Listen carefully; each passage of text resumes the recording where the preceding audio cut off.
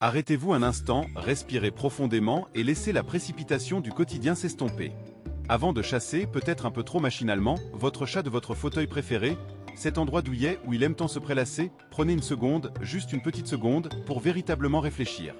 Pour vous, il s'agit peut-être simplement de retrouver votre place de repos après une longue et dure journée, un havre de paix bien mérité.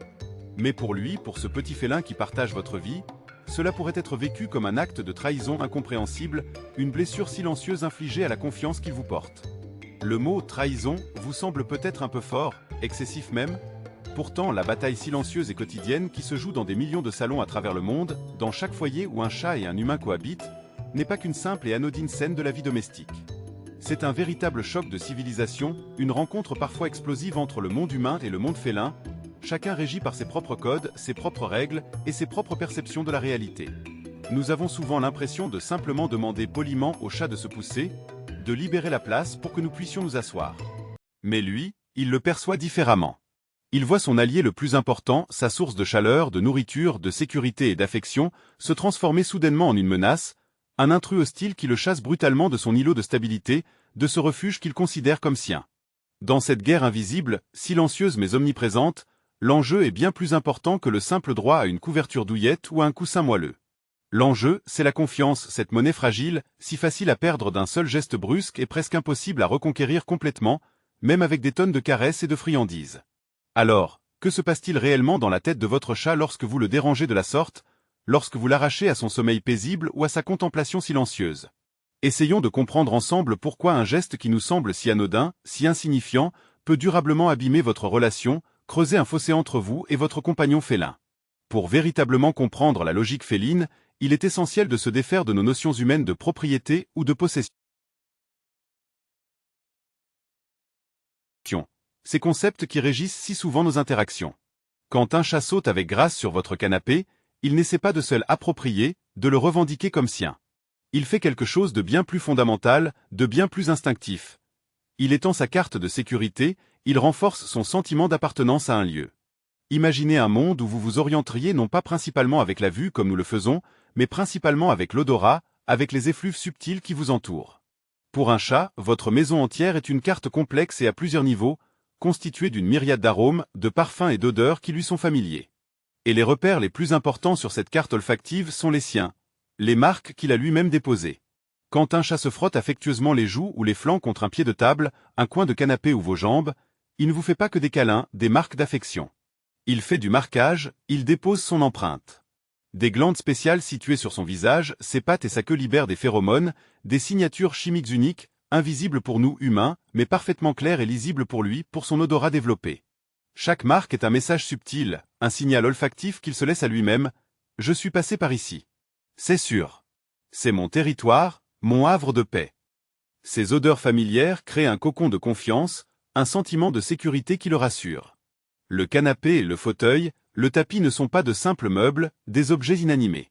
Ce sont des postes stratégiques, des points d'appui imprégnés de son parfum personnel de tranquillité, des lieux où il se sent en sécurité et protégé. Imaginez maintenant que vous preniez votre chat sans ménagement et que vous le chassiez brutalement de cet îlot de sécurité, de ce lieu qu'il a marqué de son empreinte.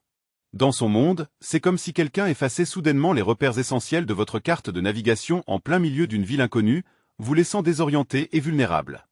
Vous ne lui demandez pas simplement de se pousser, de libérer la place. Vous détruisez son sentiment de stabilité et de prévisibilité, vous ébranlez les fondations même de sa sécurité émotionnelle.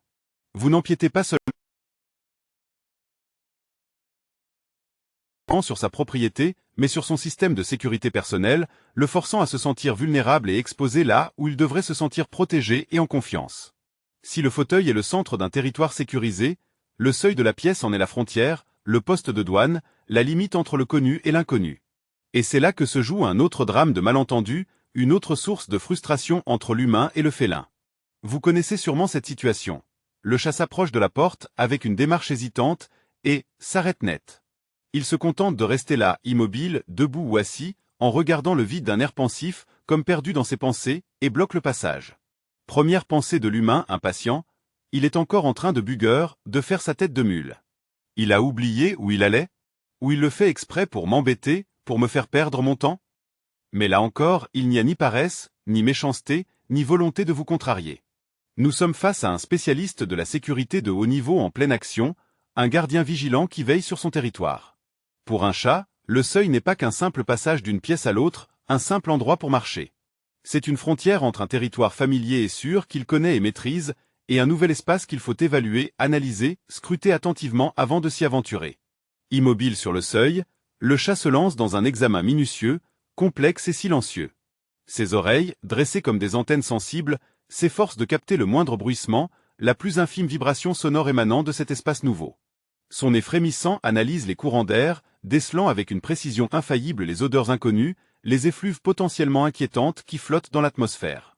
Ses yeux, perçants et attentifs, évaluent l'environnement avec une rapidité déconcertante, scrutant chaque recoin, chaque ombre, à la recherche de mouvements suspects et de cachettes potentielles. En un instant, il effectue une analyse rapide des risques, une évaluation instinctive des dangers potentiels avant de s'aventurer en territoire inconnu. C'est un héritage ancestral, un instinct de survie précieux qui a permis à ses ancêtres sauvages de prospérer, en leur permettant d'éviter les rencontres fatales avec des prédateurs plus imposants. Et nous, que faisons-nous face à ce rituel ancestral? Nous essayons de le pousser du pied, de le dégager sans ménagement, interrompant brutalement ce moment sacré. Pour le chat, c'est comme si l'on poussait brutalement un démineur en avant en lui hurlant « Allez, bouge-toi !» alors qu'il est en train d'écouter attentivement le tic-tac menaçant d'un mécanisme complexe. Non seulement nous le dérangeons, perturbant sa concentration, mais nous le poussons de force dans un espace que son cerveau n'a pas encore validé comme sûr, et nous devenons nous-mêmes une source de stress et d'imprévisibilité, un danger potentiel dans son propre foyer. Maintenant que nous comprenons que le canapé est une carte de sécurité, un refuge familier, et le seuil un contrôle frontalier, une zone de transition critique, essayons de combiner ces deux éléments. Que se passe-t-il dans la conscience d'un chat lorsque nous, son principal protecteur, celui en qui il a le plus confiance, violons sans cesse ces règles invisibles, ces frontières subtiles qui régissent son monde? Les chats ne pensent pas en termes de morale, comme les humains. Ils n'ont pas de notion de justice ou de bien. Leur monde est construit sur un principe plus simple et plus fondamental, la cohérence et la prévisibilité. Le maître, l'humain qui partage sa vie, est le centre de son univers.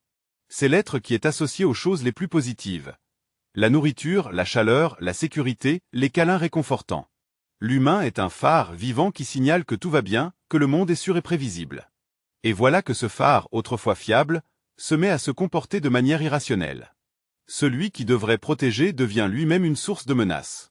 Il le chasse brutalement de son territoire marqué et sûr, le poussant au-delà de frontières non évaluées et potentiellement dangereuses. Dans la logique féline, c'est un bug du système, une erreur inexplicable. Le principal garant de la stabilité devient lui-même imprévisible. Aujourd'hui, il caresse avec douceur, demain il chasse avec brutalité. Aujourd'hui, il nourrit avec générosité, demain il provoque du stress et de l'anxiété. Cette incohérence détruit la confiance fondamentale, le socle sur lequel repose leur relation. L'animal ne comprend plus à quoi s'attendre de nous, il est perdu dans un monde devenu soudainement chaotique. C'est cela que l'on peut appeler une trahison dans son langage. Il ne pense pas « mon maître est mauvais ». Il pense « le monde autour de moi est devenu chaotique et dangereux, et la source de ce danger est celui en qui j'avais le plus confiance ». En conséquence, le chat peut commencer à nous éviter, à se cacher, à se montrer agressif ou anxieux. Il ne se venge pas, il n'est pas animé par la rancune. Il essaie simplement de survivre dans un monde qui a soudain cessé d'être compréhensible et sûr pour lui. Nous l'avons donc compris, employer la force, c'est détruire la confiance, briser le lien qui nous unit à notre félin. Mais que faire si vous avez vraiment besoin de vous asseoir dans votre fauteuil préféré? La réponse est simple. Au lieu du langage de la force, nous devons apprendre le langage de la diplomatie féline, une approche plus douce et plus respectueuse. Votre objectif n'est pas de chasser l'animal, mais de faire en sorte qu'il veuille partir de lui-même, et avec plaisir, en associant ce départ à une expérience positive. C'est plus facile qu'il n'y paraît, il suffit d'un peu d'ingéniosité et de compréhension. Voici quelques techniques diplomatiques éprouvées, des stratégies qui ont fait leur preuve auprès des chats les plus obstinés, une offre qu'il ne peut pas refuser. C'est le principe de base, la clé de la diplomatie féline. Si vous avez besoin d'un endroit précis, rendez un autre endroit encore plus attrayant, irrésistible pour votre chat. Préparez à l'avance un plan B. Posez une couverture douce que votre chat adore sur le canapé à côté ou apportez son carton préféré, celui dans lequel il aime se réfugier. Ensuite, ne le chassez pas, mais appelez-le d'une voix douce et rassurante, et montrez-lui le nouvel endroit que vous avez préparé avec soin. Vous pouvez utiliser un appât, sa friandise préférée ou son jouet préféré, celui qui le rend fou de joie. Le message que reçoit le chat change du tout au tout, on ne me chasse pas d'un endroit confortable, mais on m'invite dans un endroit encore meilleur. Mon humain prend soin de moi, il anticipe mes besoins et me propose un refuge encore plus agréable. L'art de créer un rituel positif avec nos compagnons félins révèle une profondeur insoupçonnée dans notre relation avec le monde. Les chats, créatures sensibles et intuitives, se montrent particulièrement réceptifs au dressage, à condition que celui-ci s'appuie sur le renforcement positif. Imaginez alors avec soin et attention la mise au point d'un signal conventionnel, un langage secret partagé, destiné à inviter votre chat à libérer un endroit précis, peut-être son fauteuil préféré.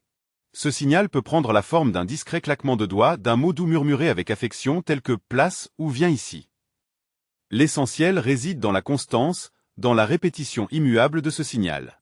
Prononcez-le avec douceur, guidez son regard vers un autre lieu confortable, et dès que votre chat obéit, récompensez-le sans délai. Offrez-lui des éloges sincères, des caresses tendres ou une friandise savoureuse. Avec le temps, l'animal associera ce son non plus au stress d'une expulsion forcée, mais à un rituel agréable, annonciateur d'un plaisir à venir, d'une interaction positive et enrichissante. Ces deux méthodes, en apparence simples, convergent vers un objectif commun. Transformer un conflit potentiel en une interaction emplie de positivité. Vous cessez d'être perçu comme une force de la nature imprévisible, agissant selon des caprices incompréhensibles, et vous vous révélez comme un partenaire compréhensif et honnête, avec lequel il est toujours possible de négocier, de trouver un terrain d'entente. En fin de compte, l'histoire du fauteuil, cette anecdote du quotidien, transcende la simple leçon de zoopsychologie. Elle se révèle comme une métaphore puissante de nos relations avec le monde qui nous entoure, avec tous les êtres vivants qui le peuplent. Nous avons pris l'habitude, parfois inconsciemment, de nous considérer comme des propriétaires et des maîtres, non seulement dans l'intimité de nos foyers, mais aussi à l'échelle de la planète entière. Nous agissons souvent en fonction de notre propre confort, de nos propres besoins, sans toujours nous soucier de l'impact de nos actions sur ceux qui sont plus faibles, plus vulnérables, et qui ne peuvent exprimer leur désaccord avec des mots. Un chat paisiblement installé sur un fauteuil devient alors un petit rappel duveteux,